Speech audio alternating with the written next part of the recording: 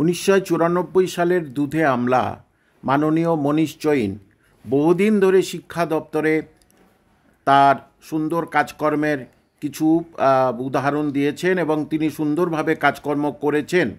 প্রাথমিকভাবে এটা আমরা সবাই জানতাম এবং তার সঙ্গে সরকারের খুব সুন্দর এবং সুষ্ঠু সম্পর্ক ছিল, এটা আমি নিজে খুব ভালো করে প্রমাণ পেয়েছি। কিন্তু বর্তমানে হঠাৎ অনেক আমলা পরিবর্তনের সঙ্গে সঙ্গেই কেন বা এই বহুদিনের আমলা শিক্ষার সঙ্গে যুক্ত মাননীয় মনীষ জৈনকে সরানো হলো।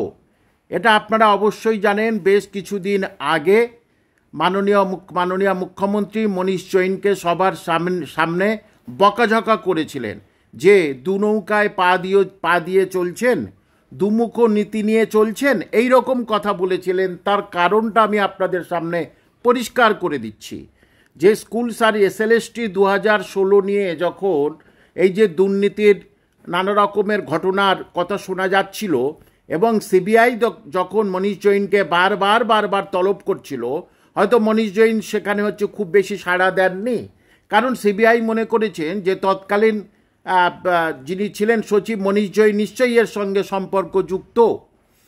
এখন প্রশ্ন হলো যে এই যে মনীষ জৈন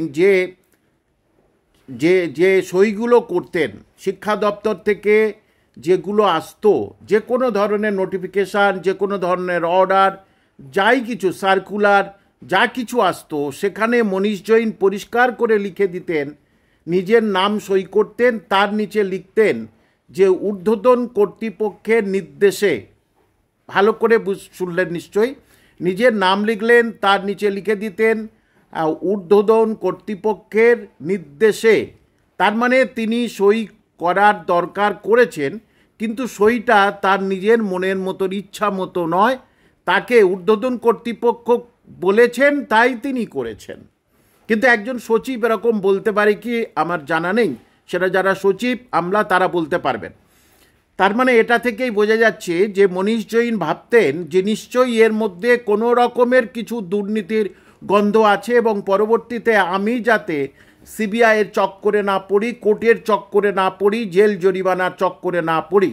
এবং এগুলো স্পেশালি স্কুল সার্ভিস কমিশনের তরফ থেকে যে সমস্ত নতুন সার্কুলার বা ইত্যাদি যেগুলো আসতো সেখানেই সইগুলো উনি পরিষ্কার এখানে করতেন। তার ফলে শিক্ষা দপ্তরের সঙ্গে মনীষ জৈনের একটি সংঘর্ষ তৈরি হয়েছিল এবং সেই সংঘর্ষটা অবশ্যই শিক্ষা দপ্তর থেকে মাননীয় মুখ্যমন্ত্রীর কাছে পৌঁছে গিয়েছিল। আর তাই মুখ্যমন্ত্রী তার উপরে যথেষ্ট রোষের মুখে পড়তে হয়েছিল মনীষ জৈনকে।